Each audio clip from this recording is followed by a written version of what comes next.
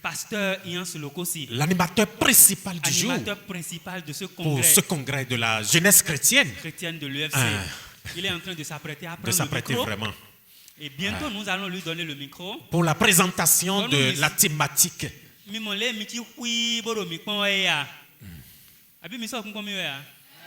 Moi, nous, papa, le co, si il faut dire, oui, bon, le point, Missia. Mais voilà, il y a beaucoup de gens à l'occasion, ils sont silencieux. Mais un organisateur, il y a un pays, nous allons inviter notre pasteur, le pasteur, l'animateur principal de ce grand congrès, pour la présentation surtout, pour la présentation du thème de ce congrès. Exactement. C'est cela. Donc, j'espère que les jeunes sont déjà tous à l'écoute et disponibles pour écouter. C'est ça. Donc, sans transition, sous vos ovations, nous allons inviter le pasteur Ian Lokosi. Sous vos ovations, s'il vous plaît, pour la présentation du thème de ce grand congrès. Mais donc, nous, pasteur Ian Lokosi, mais quoi, mon pasteur?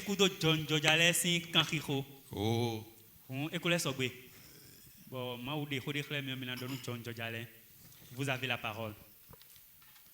Que Dieu nous assiste. Nous avons eu la chance d'écouter d'éminents pasteurs qui nous ont présenté le contexte de ce congrès.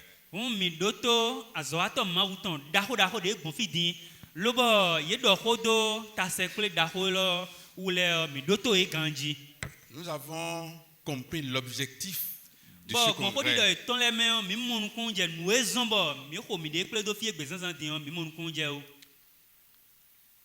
Nous sommes là pour inviter la jeunesse à revenir en Christ.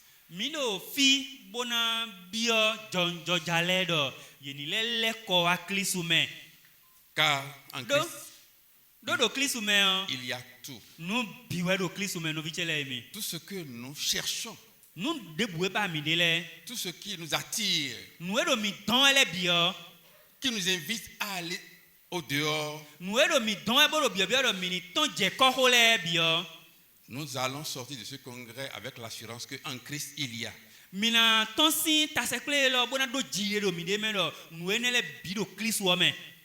Et mieux même qu'ailleurs.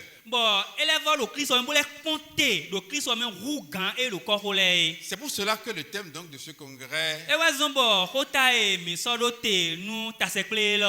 parle à chaque jeune. Tu es interpellé particulièrement. C'est pourquoi il a dit jeune. C'est toi. Hein? En Christ, il y a tout. Ce n'est pas une prédication que nous voulons faire.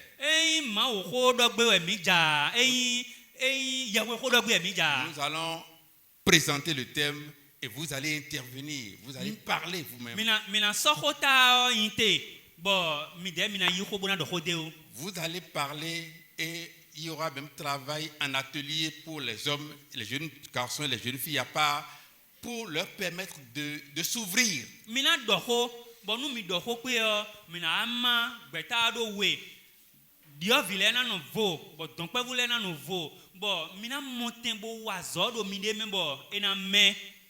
David a dit quelque chose. Psaume 37, verset 25.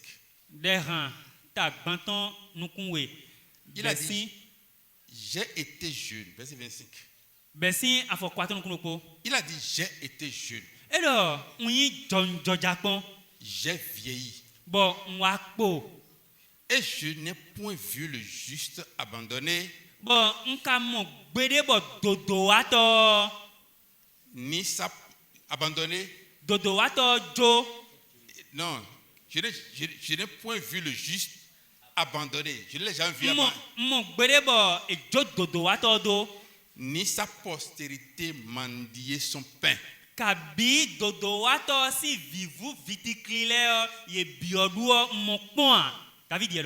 Il parle par expérience. Parce qu'il est déjà vieux.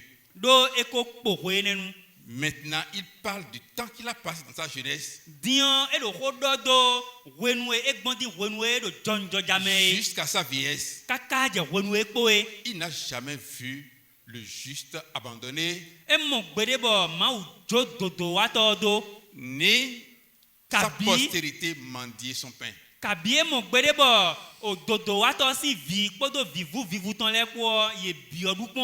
C'est pour cela que je vais demander donc d'apprêter la vidéo parce que nous allons regarder une vidéo de 6 minutes.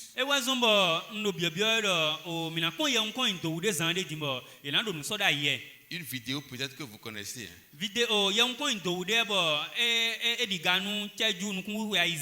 Parce que c'est sur les réseaux sociaux. Donc si vous avez l'habitude de chercher les bonnes choses sur les réseaux sociaux, vous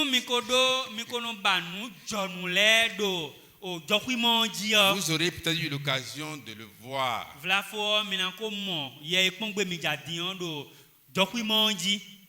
Cela vous invite à faire quelque chose. Donc on va y aller. Je vais inviter donc le traducteur à bien regarder et nous résumer cela en fond parce que c'est en français et c'est rapide. Donc suivez attentivement. Allez-y.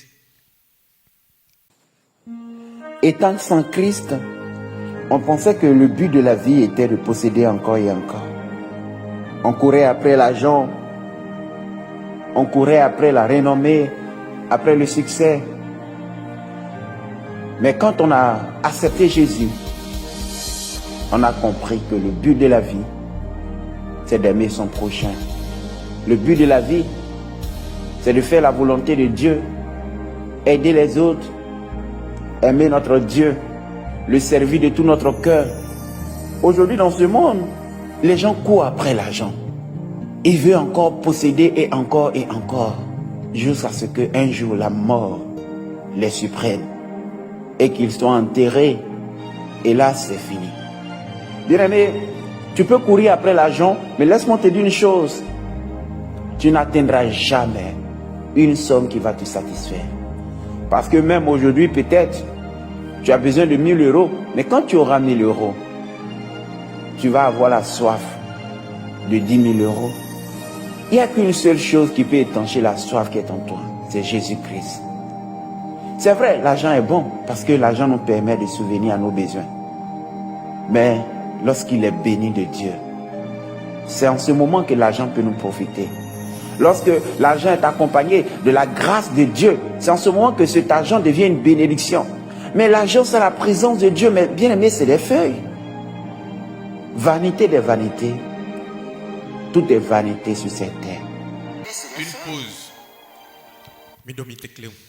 Donc, si vous avez suivi une première partie donc de la vidéo,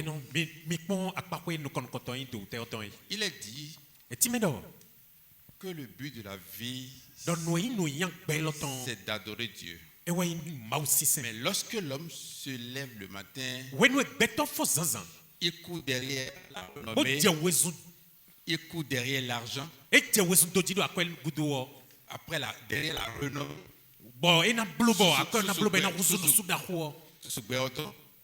il court derrière ces choses. Et à un moment donné, il est fatigué, il tombe malade, il meurt.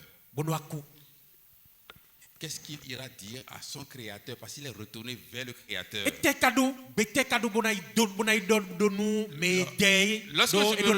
Lorsque je me retrouve devant les jeunes,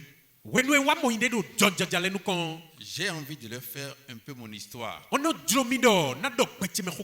C'est pour cela que je vous invite à écouter attentivement la vidéo. Lorsque on vient maintenant en Christ, on doit constater que ce pourquoi Dieu nous a créés, ce n'est pas l'argent. Ce ne sont pas les honneurs. Ce n'est pas ce qui brille. Suivez encore attentivement la suite parce que j'ai résumé une partie déjà. On court après tout ce qu'on veut, Mais tous les êtres humains, on a tous une seule finalité, la tombe. La tombe pour tous les êtres humains, mais encore plus. Après la tombe, la vie continue. Où iras-tu après la mort? Il y a le paradis et l'enfer. Quel est ton choix? Dès à présent, pendant que tu vis. Et il y a une chose aussi très importante. Aujourd'hui, avec les réseaux sociaux, on ne prie plus, on ne gêne plus, on ne cherche plus Dieu. Quand on se lève, on est sur le téléphone, dirigé par le téléphone, possédé par le téléphone. On ne fait que scroller, rire. On n'a plus le temps d'écouter la parole. Aujourd'hui, la vie est une question de réseaux sociaux. Comment avoir plus de likes, plus d'abonnés? Comment avoir plus de vues? C'est ça le combat de plusieurs aujourd'hui. On est scotché sur les réseaux sociaux et on ne cherche plus notre Seigneur. En réalité, les réseaux sociaux sont un outil pour nous de chercher Dieu. Parce qu'aujourd'hui, avec les réseaux sociaux, tu as l'opportunité d'écouter la parole. Tu as l'opportunité de tomber sur des témoignages édifiants. Mais il y a plusieurs quand ils viennent sur les réseaux sociaux. Ils n'écoutent pas la parole. Ils n'écoutent pas des témoignages édifiants. Ils sont toujours en train de se laisser distraire par des choses inutiles. Et c'est ce que le monde nous présente aujourd'hui. Bien-aimés, je vous assure que la vie sans Jésus n'a pas de but. La vie sans Jésus ne vaut rien. La vie sans Jésus n'est rien. On se lève le matin, on va au travail et on revient le soir, on mange et on dort. On se lève encore le matin, on va au travail, on revient le soir, on mange et on dort. Et la vie n'est qu'une routine. Une routine jusqu'à ce qu'un jour, le cœur lâche et qu'on meure. Vanité des vanités, tout est vanité sur cette terre. Voilà pourquoi il est important de comprendre que la vie, c'est celle qui vient après la mort. Cette vie qui n'est pas faite de routine, mais une vie éternelle. Bien-aimé, prépare-toi à ne pas rater ce jour-là. Il est important de comprendre, c'est très important, mais bien-aimé, que la vie qui vient après la mort est la vraie vie. Aujourd'hui, plusieurs qui courent après le pouvoir, plusieurs qui courent après les postes. Le monde aujourd'hui n'est que séduction. Ils vont te célébrer aujourd'hui pour creuser un trou devant toi demain pour te tuer. Les mêmes personnes qui t'acclament, c'est les mêmes personnes qui vont te vendre. Les mêmes personnes avec qui tu t'assois pour manger, c'est les mêmes personnes qui vont aller te trahir. Voilà ce qu'est le monde dans lequel nous sommes. Voilà pourquoi la vraie vie, c'est celle qui est en Jésus. Et je veux dire à quelqu'un qui est en train d'écouter ce message, il n'y a qu'un seul vrai ami. Son nom, c'est Jésus. Donne ta vie à Jésus. Abandonne le péché. Accepte le Seigneur et tu seras sauvé. C'est important, mes bien-aimés. Ce message vient pour encore éveiller l'esprit et la conscience de quelqu'un. Parce qu'il y a plusieurs qui sont distraits, qui ne savent pas même que nous sommes à la fin des temps. Oh, mes bien-aimés, ouvre ton esprit. Ouvre ton esprit. Tu n'auras pas tous les jours devant toi. Tu n'auras pas tout le temps devant toi. Bientôt, on va quitter ce monde et on va partir. Où iras-tu? Ne te laisse pas berner par ce monde, tromper par ce monde. Il n'y a rien, mes bien-aimés, dans ce monde. Il n'y a rien. Il n'y a rien. Tout n'est que vanité. Même la progression rapide de la technologie, tout ça, ce sont les pieds du diable. Le monde est fini, mes bien-aimés. Le monde est fini. Nous sommes dans la dernière génération qui verra le retour de Jésus. Voilà pourquoi attache-toi à Jésus de tout ton cœur. Ta dernière énergie qui te reste, investis cela à connaître Jésus-Christ davantage. Oh mon Dieu, aide-nous à te chercher.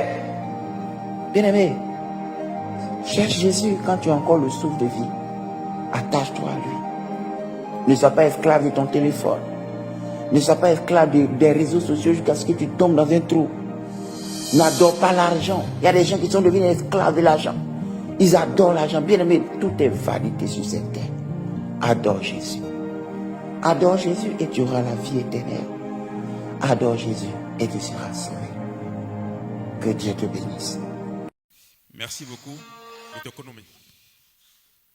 Le temps qu'on revienne donc au diapo, nous serons en train de nous résumer, de tirer les leçons donc de cette vidéo.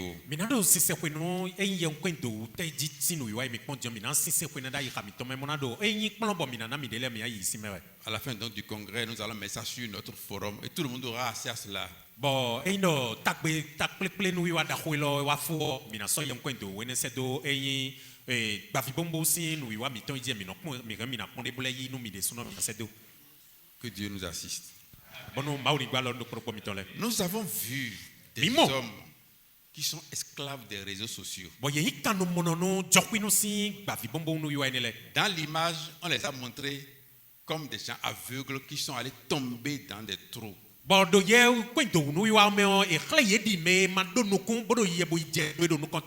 Parce qu'ils sont esclaves de ce que le monde produit. Ils ne recherchent pas Dieu. Chacun de nous est invité à travers cette vidéo à rechercher Christ, parce que on nous dit dans la vidéo que la vie commence après la mort. La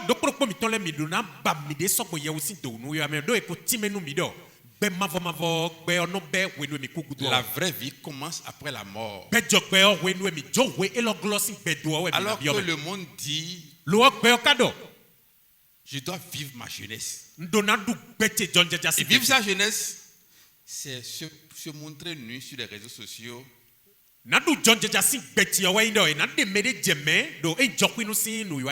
C'est faire des tresses bizarres, danser et envoyer ça sur TikTok. Mais on ne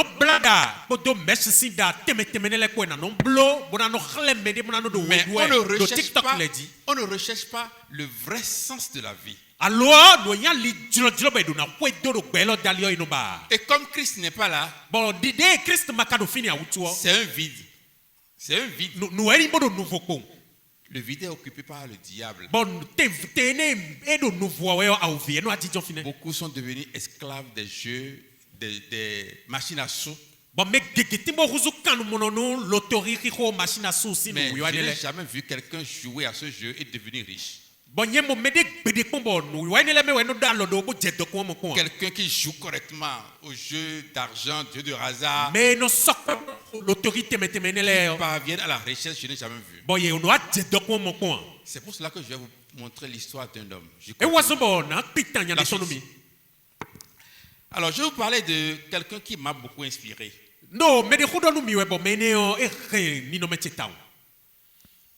Oui, vas-y là-bas. Je vais vous parler donc de cet homme. On l'appelle Benjamin Carson.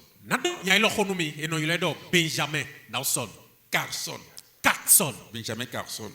J'étais étudiant quand j'ai lu son histoire.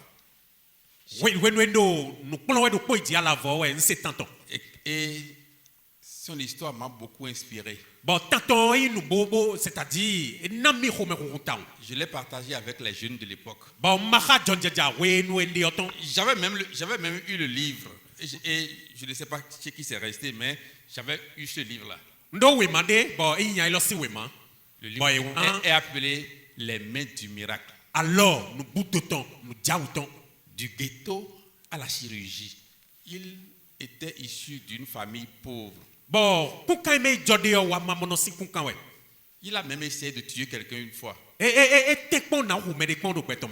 La personne a eu la chance parce que la personne a porté une ceinture à grosse tête, et quand il a envoyé le poignard, c'est tombé sur la tête de ceinture. Sinon, il a dit ou la prison, ou la mort, ou la réussite.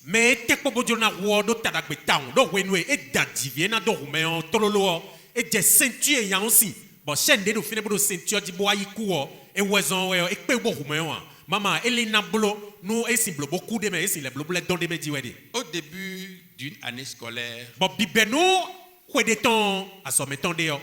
il était le dernier de la classe. Mais sa maman est croyante. Je ne sais pas là où se trouvait son papa, mais je ne connais pas l'histoire du papa, mais je connais l'histoire de la maman. Alors donc, sa maman lui a dit, à partir d'aujourd'hui, quand il a fait la composition des derniers de la classe, sa maman lui dit, à partir d'aujourd'hui, chaque semaine, Tu lis un roman et tu me fais le résumé. Mais la maman ne connaît pas papier correctement. Mais Benjamin a obéi. Il sait que sa maman ne comprend rien du résumé. Mais comme c'est sa maman qui a parlé et la Bible nous dit honore ton père et ta mère, respecte tes parents.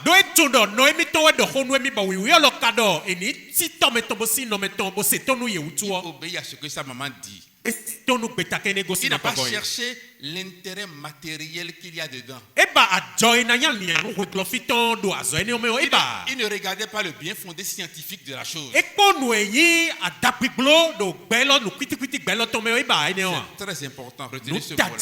Il n'a pas regardé le bien fondé scientifique de ce que sa maman lui demande. Il ne cherchait pas à dire et pourquoi. Et si je dis, est-ce que tu vas comprendre? Il n'a pas dit ça. Cela lui a permis de passer de la dernière place à la première place dans la dernière composition.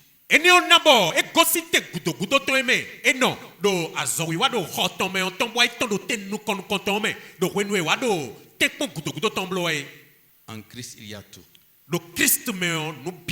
Comme c'est Dieu qui a dit, il faut le faire. Ne raisonne pas. Ne fais pas de la philosophie avec la parole de Dieu. Il a obéi simplement. Et ça lui a permis de passer de la dernière place à la première place en fin d'année. Chemin faisant, il a eu le bac. Il était en première année. Et il devait faire son examen de passage pour rentrer en médecine.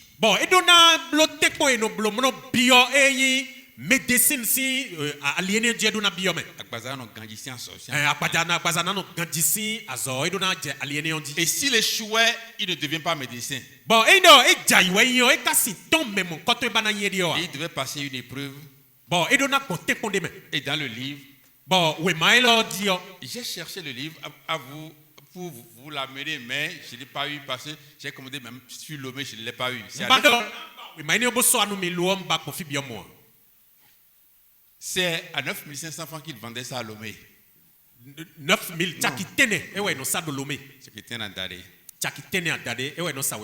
Dans le livre donc, il a raconté que à la veille de l'examen, il était déboussolé. Il a dit, je ne peux pas réussir, Seigneur. Non, je ne peux pas passer. L'examen là, je ne peux pas. Mais je veux devenir médecin.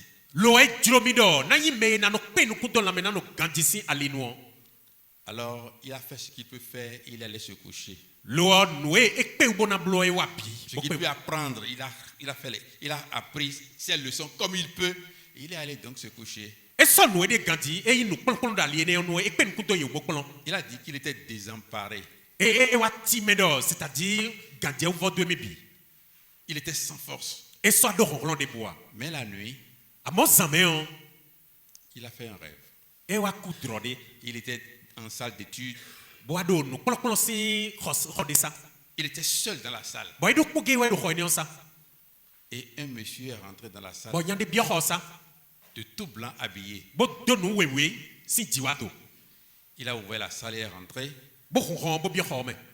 Il va prendre un livre. Il ouvre le livre. Il prend un exercice. Et il a commencé par traiter l'exercice devant lui, au tableau.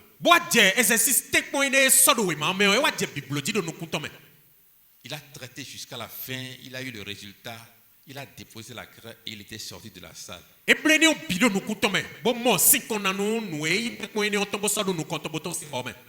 il s'est réveillé. Benjamin s'est réveillé maintenant sur son lit. Quand il s'est réveillé, il a dit, il s'est précipité pour aller prendre le livre.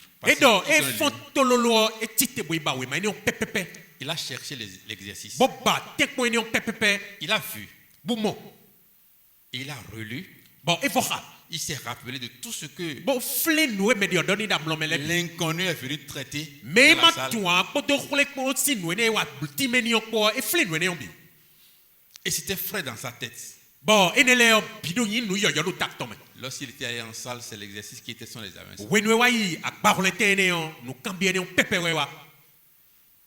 Il a rendu ce témoignage-là pour montrer que s'il est aujourd'hui médecin,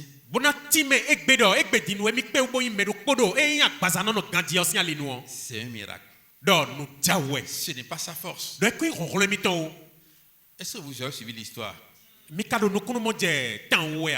Le même Dieu est capable de nous faire à chacun de nous cela dans notre activité pour nous permettre de trouver tout en Christ. Alors donc, attends un instant, il a dit, c'est pourquoi il a dit, j'ai eu des difficultés scolaires tout au long de l'école primaire.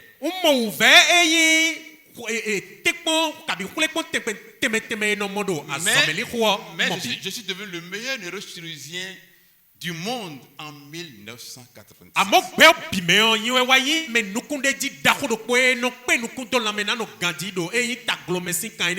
C'est le même monsieur quand il était jeune et c'est lui. C'est sa photo actuelle, ça.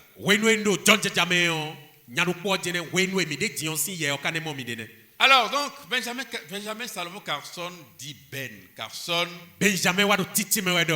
Ben Carson. Il est né le 18 septembre 1951 à Détroit, à Michigan.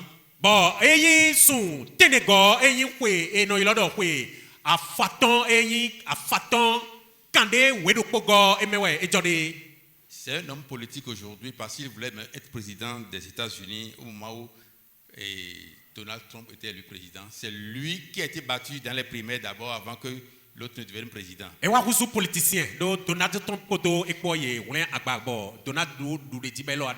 Neurochirurgien.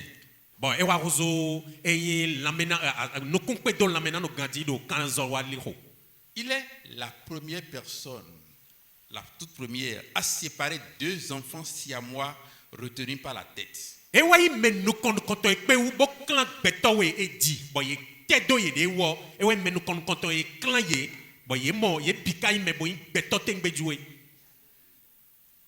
Tournez-moi un peu la vidéo. Non, laissez, je vais gérer ça.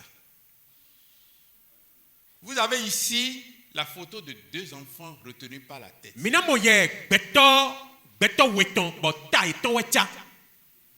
Le cerveau passait d'un crâne à l'autre. Et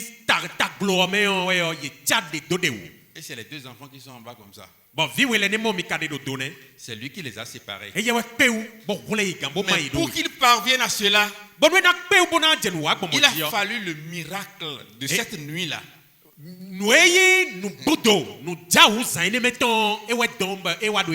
Si tu restes fidèle à ton Dieu, il fera ce miracle dans ta vie. Il a dit, je veux devenir médecin. Mais arrivé à une frontière, il voit que sa force ne pouvait plus. Tu veux devenir grande commerçante. Tu veux devenir peut-être un grand architecte. Toi d'abord des œuvres de Dieu. Là, Dieu va faire ce miracle dans ta vie. Cette histoire me rappelle mon propre histoire à un niveau donné où exactement, je devrais passer de la première année en deuxième année. Mais l'examen était difficile. On était 250 étudiants dans la salle. Mais on était 42 admissibles à la première partie. Après travaux pratiques et oral, on était 41. Une personne a encore échoué.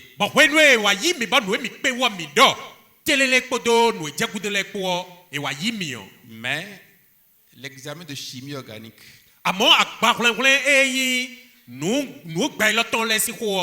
c'était super difficile. Moi, je n'avais pas de documents. Je n'avais pas de parents qui allaient me donner de l'argent. Je ne prenais pas l'argent de petit déjeuner. Je faisais des cours de maison et je percevais 3 500 francs par mois. 3 500. Que Dieu nous assiste. J'ai photocopié les épreuves du professeur dans les années antérieures.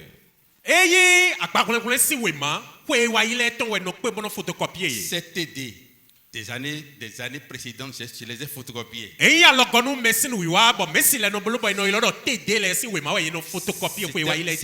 C'était mon livre, ça. À la veille de l'examen, je travaillais juste à 21h. Et j'étais si fatigué que j'ai dit, je vais me reposer un peu et on va reprendre à 23h.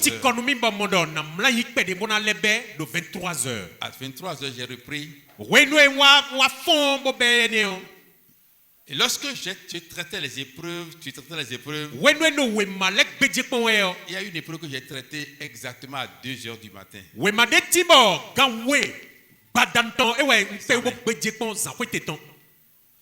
Quand j'étais allé à l'examen le lendemain à 14h, c'était l'épreuve de mon examen. Qui allait m'acheter moi l'épreuve? Qui pouvait m'acheter moi une épreuve? Qui pouvait payer de l'argent pour que j'achète une épreuve comme les autres? Moi, je n'avais pas de parents pour le faire. Je me rappelle aussi que en année de licence, j'étais admissible déjà. Et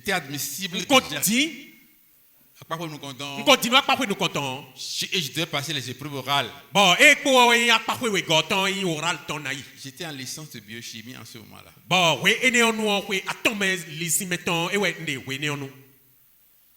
Le cours de biochimie me faisait... C'était un frère qui me donnait des cahiers manifolds parce que je n'avais pas de l'argent pour payer donc les documents. C'est dans un cahier manifold que je prenais les cours.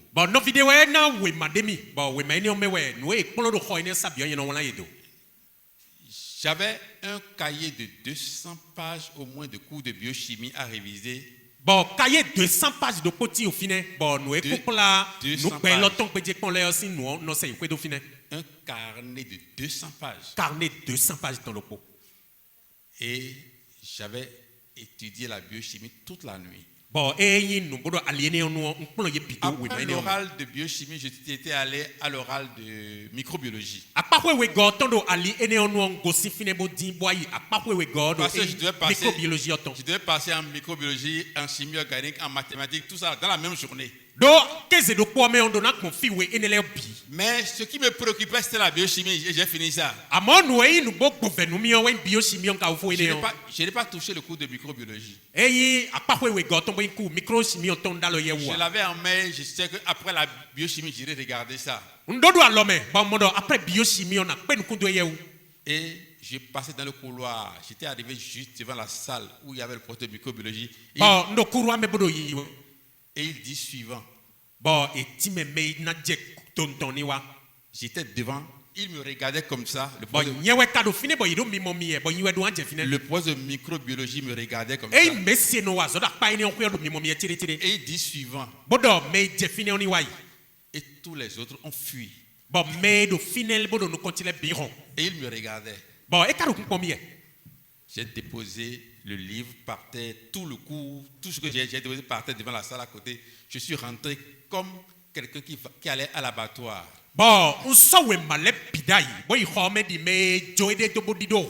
J'étais rentré dans la salle vide. Je n'avais rien dans la tête dans sa matière. J'ajoute que j'étais traumatisé. Quand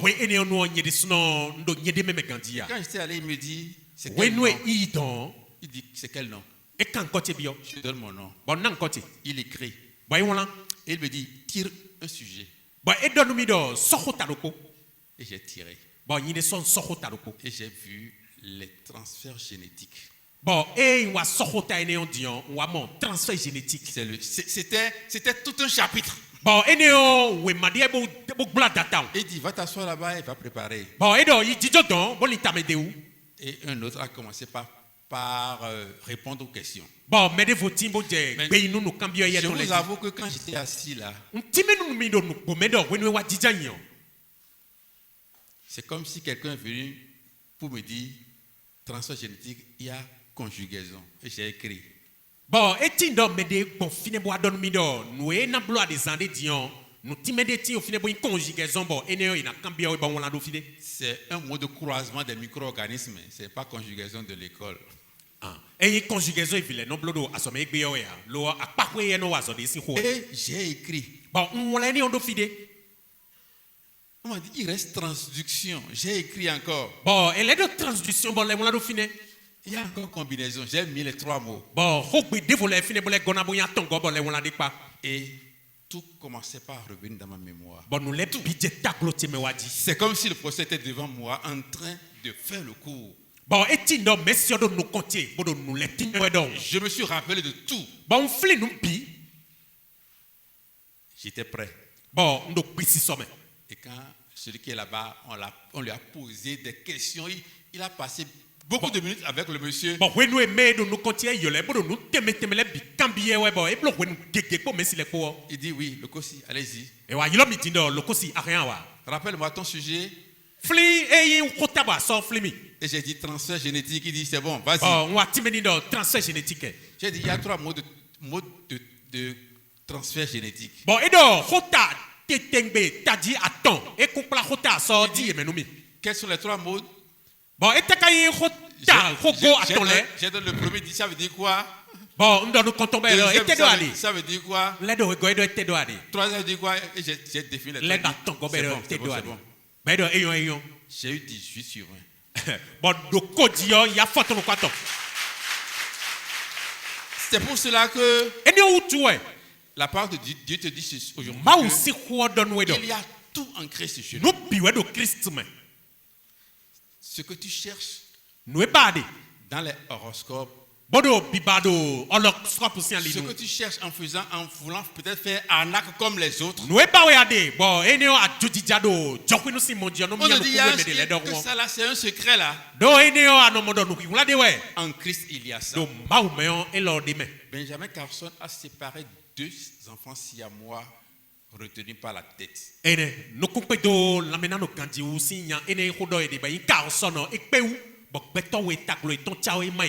2 enfants, 2 jeunes garçons sont séparés. Il a fait ça en 1987. Bon, 1987. Cela lui a valu des prix et des prix. Et c'est ça qu'il a révélé au monde entier.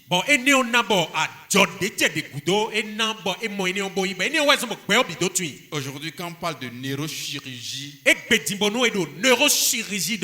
il est l'un des plus grands neurochirurgiens.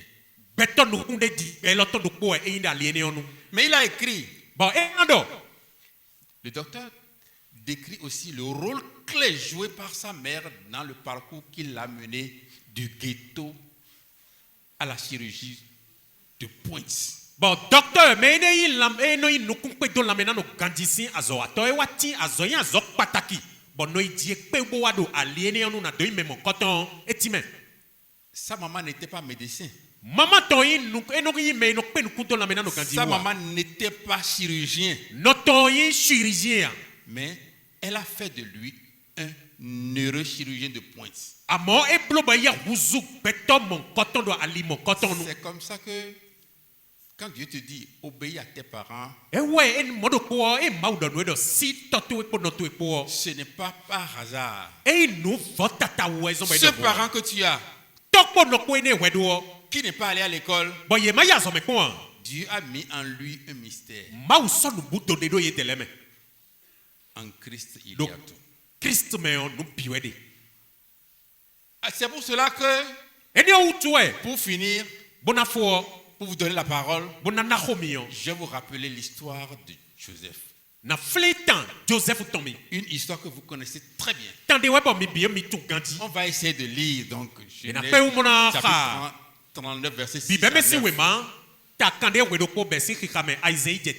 Et nous allons écouter et juste commenter légèrement. En Christ, il y a tout. Ce que tu cherches dehors. Ce qui fait que la jeunesse est déboussolée, on a dit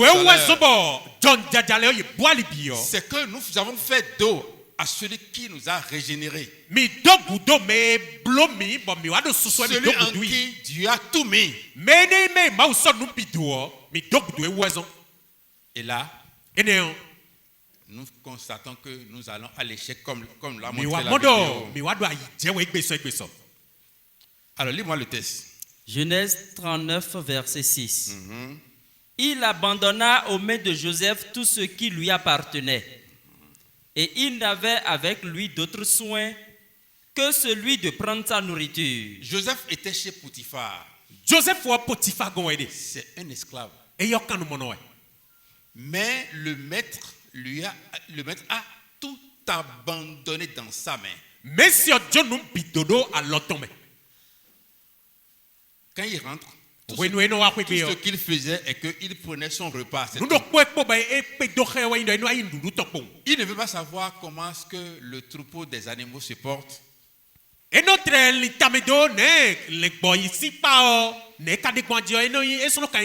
Comment évolue sa ferme, le verger, les fruits, les cultures, il ne veut pas savoir.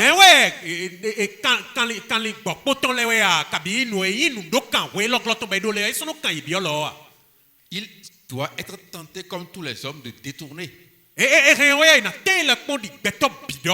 Non, il doit être tenté en lui-même de détourner les biens de Potiphar.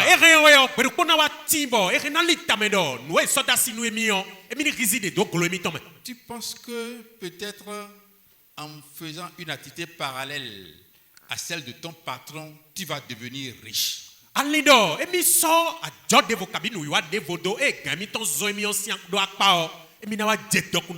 Mais en Christ, il y a tout.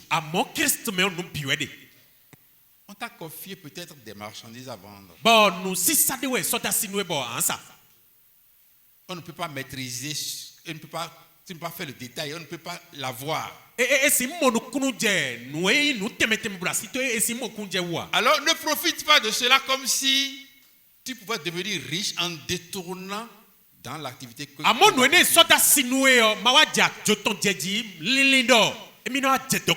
Lis-moi la suite. Joseph était beau de taille et beau de figure. Quand on regarde Joseph, il était beau. Son visage était beau. C'est quelqu'un qui est admirable. Lis-moi la suite. Après ces choses, il arriva que la femme de son maître porta les yeux sur Joseph et dit: couche avec moi. Bien qu'il refusait de détourner les biens qu'on lui a confiés, en plus de cela, la femme du maître a commencé par le désirer.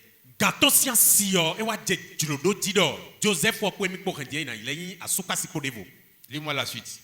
Il refusa et dit à la femme de son maître: voici, mon maître ne prend avec moi connaissance de rien dans la maison.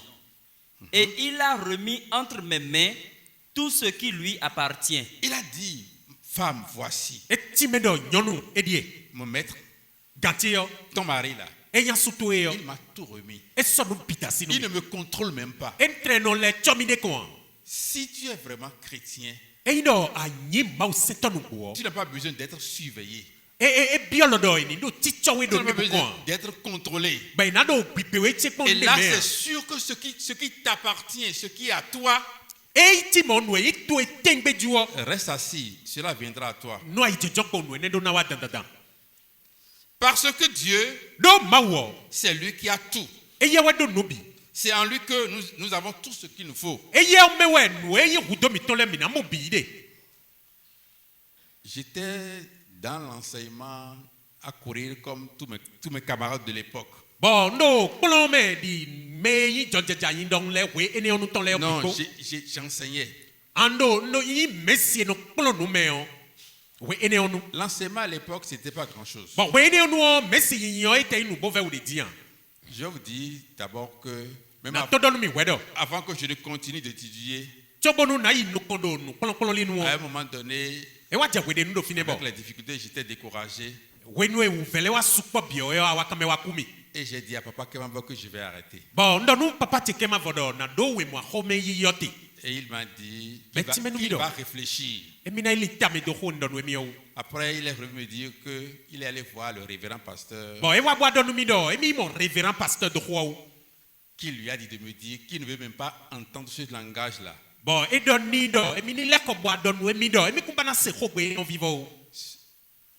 J'étais un jeune, mais j'ai vécu sous l'onction de ces grandes personnes. Je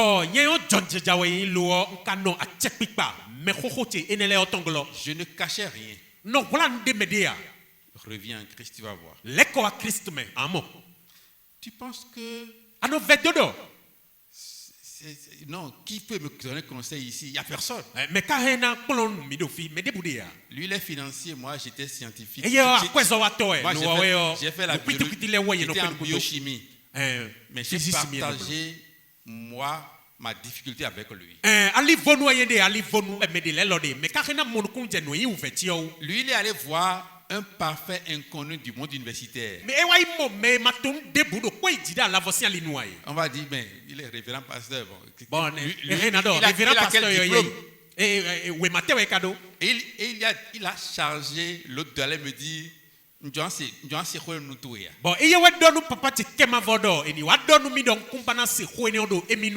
eu du courage pour continuer. J'ai fini mes études. Mais je ne cachais rien. Et un jour, Papa Legba m'a appelé pour me dire qu'il y a une situation dans le service là-bas et on a besoin d'un laborantin.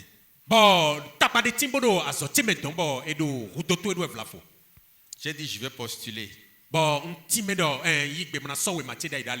Et le soir, on devait se rencontrer chez le révérend pasteur dans son service. Je ne sais pas si se rappelle encore. Et lorsque j'étais allé le rencontrer là-bas, il m'a dit, bon, ils ont déjà pris le laborantin qui est à Parakou, là, ils l'ont amené à Cotonou. Pour qu'il occupe le poste que je veux, pour lequel je veux postuler. Il est déjà là, c'est pas qu'il va venir. J'ai dit, malgré ça, je vais postuler. Mais le lendemain, j'étais allé au cours. Et déjà à 10h, papa m'a appelé à la maison pour dire de venir à 14h, qu'on m'appelle. À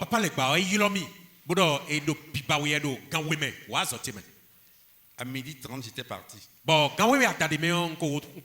Avec mon dossier. Ils ont pris le dossier. Le directeur technique a pris le dossier, il a photocopié, il m'a retourné mon dossier.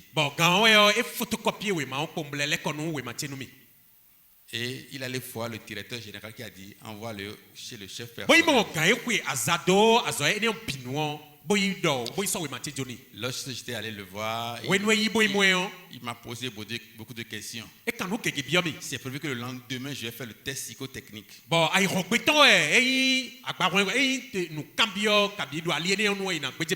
lorsque j'étais rentré dans la salle, la dame a commencé à me poser des questions.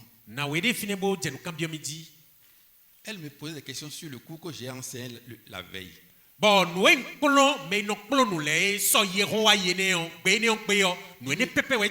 demandait de lui parler des acides aminés essentiels. Ce que j'ai enseigné hier. C'est-à-dire, je connais, j'ai enseigné. J'ai dit, madame, c'est ça que j'ai enseigné hier.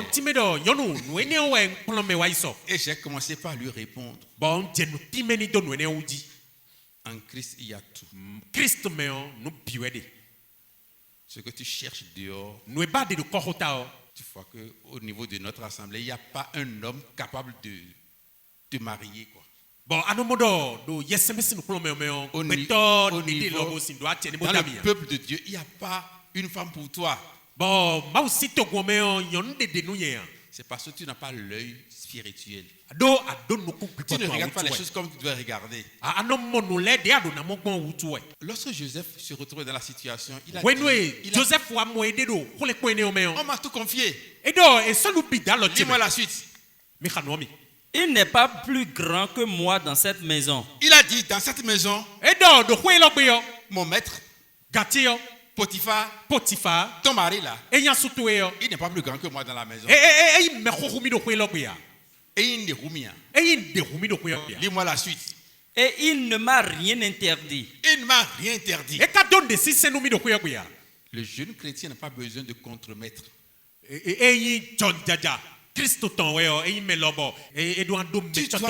Tu dois avoir un surveillant plus grand que ton surveillant qui est là. Parce que le surveillant qui est là, il va dormir. Il sera fatigué. Mais il y a un autre surveillant. C'est lui que Joseph voyait. Lis-moi la suite. Et il ne m'a rien interdit. Il ne m'a rien interdit. Excepté toi. Mais il y a une exception. Toi, sa femme là, tu n'es pas dans les biens qu'il m'a confiés. Il connaît ses limites. C'est-à-dire, il est libre de tout faire. Comme l'a dit l'apôtre Paul, tout m'est permis, mais tout n'est pas utile. Il connaît les limites de ce qu'on lui a confié. Dis-moi la suite. Excepté toi, parce que tu es sa femme. Parce que tu es sa femme. La femme est même chère que Potiphar. Donc si elle est même chère que Potiphar, elle ne sera jamais même chère que Joseph.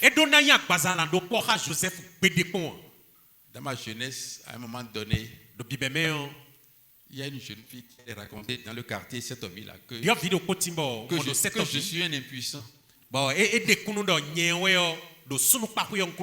Et quand il m'a dit, quand j'ai entendu qu'elle racontait cela, j'ai dit, Seigneur, je te rends grâce. Moi, je suis content que cette personne parle de moi en ces termes.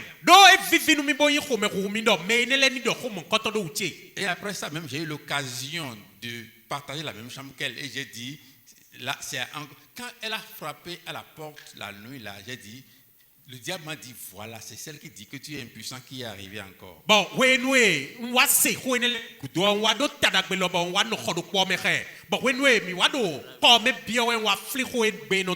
Mais ce soir-là, avant le coucher, j'étais allé écouter la parole de Dieu.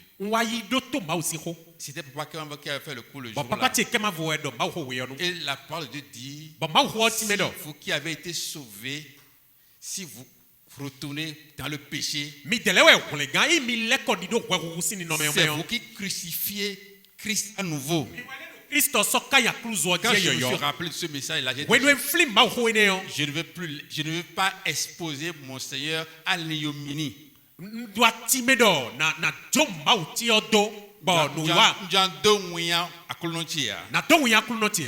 Que Dieu nous assiste. Amen. Tu dois adorer Dieu jusqu'à ce qu'on te traite d'insensé. Parce qu'il y a tout en Christ. Alors, lis-moi la suite. Comment ferais-je un aussi grand mal et pécherais-je contre mon Dieu? Il a vu que ce que la dame lui demandait, c'est péché contre Potiphar. Vous ne me suiviez pas alors. Il a vu que coucher avec la femme, c'est péché contre Potiphar. Ce n'est pas ça. C'est péché contre Dieu. Tu dois tout dire à tes parents. Tu dois avoir un conseiller pour te dire non, ne fais pas ça. Tu dois avoir un parrain dans le peuple de Dieu. Si aujourd'hui on parle de parrain, c'est moi qui avais proposé aux aînés que chaque jeune ait un conseiller. C'est ce que j'avais dit. Et c'est parce que moi-même j'en ai eu. Sans les appeler mes conseillers, je leur confiais tout. En ce qui me concerne, je ne cachais rien. Parce que ce que tu veux cacher, c'est ce qui n'est pas chrétien. Alors qu'en Christ, il y a tout. En dehors de Christ, il n'y a rien. Lis-moi la suite. Quoiqu'elle parlât tous les jours à Joseph, Oui. il refusa de coucher auprès d'elle, d'être avec elle. Il a refusé. Et c'est pas qu'il a refusé une fois. Il a subi la pression. Mais il a résisté jusqu'à la fin. Il a résisté jusqu'à ce que son refus l'envoie en prison. Mais parce qu'il y a tout en Christ, il a quitté la prison pour être premier ministre en Égypte. Donc, la vie du chrétien, ce n'est pas cadeau. C'est celui qui fait l'effort de se maintenir dans la parole, qui découvre tout dans le Seigneur. Nous ne sommes pas du monde. Nous sommes dans le monde. Je ne vais pas faire des vidéos TikTok comme les autres et danser, montrer ma nudité sur les réseaux sociaux. Je ne vais pas envoyer n'importe quoi sur les réseaux sociaux. J'ai près de 5000 amis sur ma page Facebook. Quand ils consultent ma page, ils doivent retenir une leçon. Si sur les 5000, si 200 arrivent à lire un message de Dieu que j'envoie, si sur les 200, 5 arrivent à croire en ce que Dieu est Dieu, moi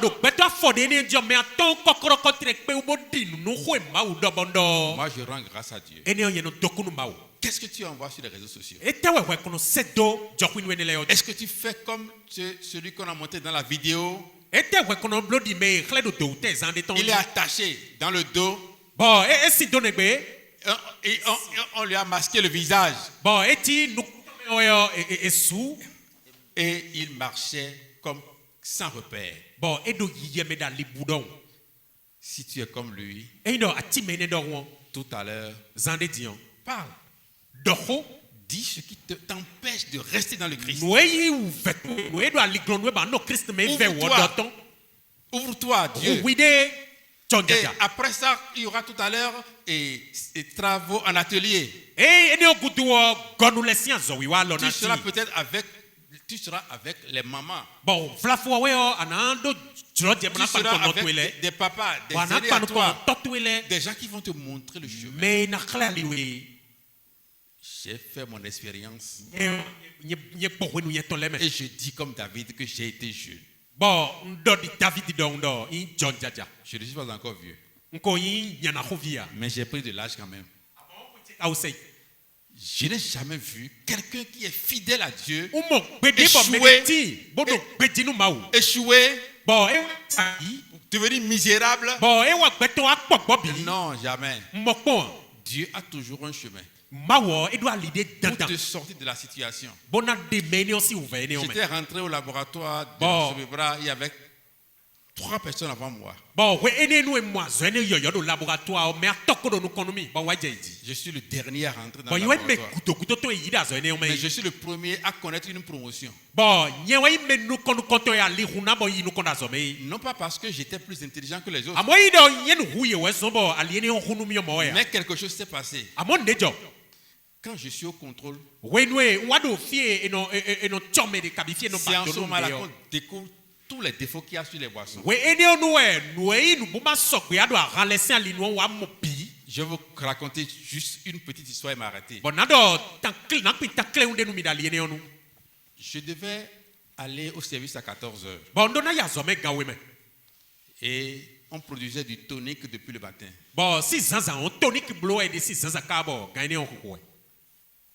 Le tonic, c'est une boisson incolore.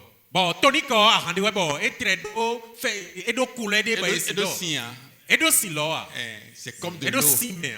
C'est comme de l'eau. Lorsque j'étais rentré dans l'usine à 14h, quand je rentre, je vais porter ma Bluetooth et je rentre dans l'usine, là où on travaille. Là. Quelqu'un m'a dit, est-ce qu'on a changé la formule du tonic? J'ai dit non, on n'a pas changé. Il dit le tonic qu'on produit là-bas, là, il y a un problème dessus. Pourtant, il y a un laborantin qui était là depuis le matin qui contrôlait. Et il y a un laborantin qui était là depuis le matin. Et je suis venu le remplacer. Je suis venu pour le remplacer. Et lorsque je suis rentré, on m'a dit ça. J'ai dit, il y a quoi? Il a dit qu'il a volé 2 bouteilles. Il a bu déjà une, que la seconde bouteille avec lui. J'ai dit, donne-moi ça. Il m'a donné, j'ai goûté. Je sais ce qui se passe. Je suis allé là où on fabrique, j'ai vu le responsable et ses collaborateurs, j'ai dit, hey, le tonic, il dit, hey, toi tu es venu là, c'est toi qui vois les défauts sur les boissons ici.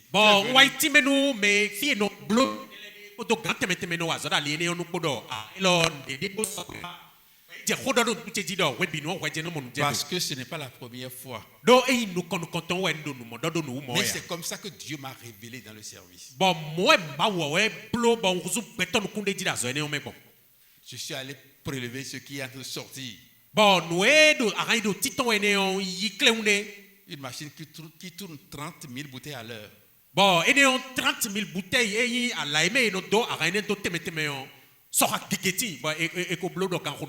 ça, oui, en une heure, ça fait 30 000 bouteilles. Ça sortait et puis j'ai pris 5 bouteilles. Je les ai vues, j'ai dit, goûtez. Et ils ont dit, ah, il y a un problème. Et j'ai arrêté la ligne parce que j'ai ce pouvoir-là. Et on a commencé par chercher pourquoi. C'est là où on a constaté qu'ils ont oublié un ingrédient. Et comme c'est sans couleur, on ne peut pas savoir qu'il y a quelque chose qui manque. C'est comme ça que chaque fois que quand je suis là, il y a un défaut. Quand il y a un défaut, je suis là. Je constate. Non pas par ma force. Parce que Dieu était avec moi et voulait que j'évolue dans mon service. C'est comme ça que le directeur technique m'a identifié. Et lorsqu'il est allé à Parakou, il y avait un problème là-bas. Il est resté là pour dire, dans une semaine, Ignace sera affecté à Parakou. C'est comme ça que j'ai connu une promotion qui a multiplié par 2 mon salaire.